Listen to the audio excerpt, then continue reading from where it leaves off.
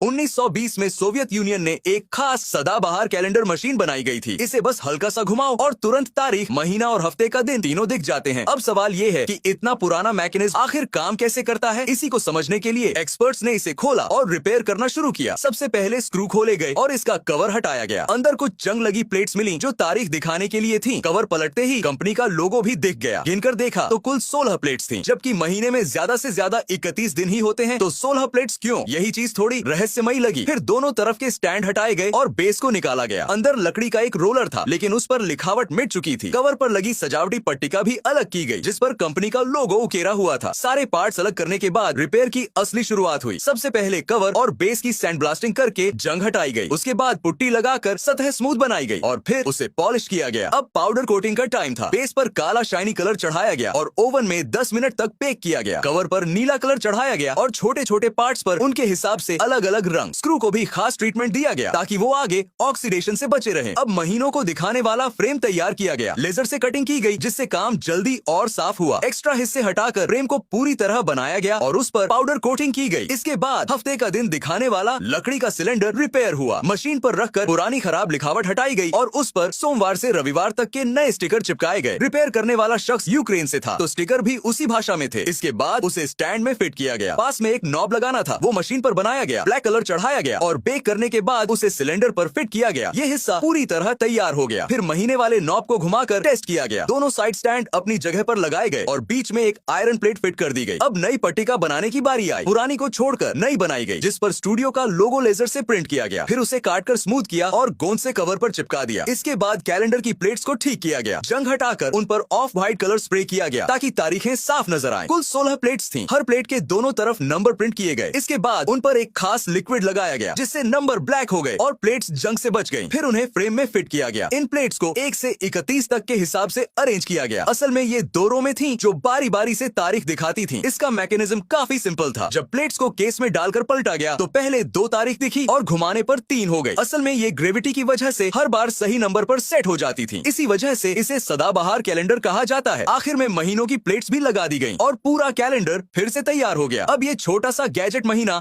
हफ्ते का दिन और तारीख ऑल इन वन दिखा रहा था। सच कहो तो जिसने इसे बनाया वो वाकई जीनियस था।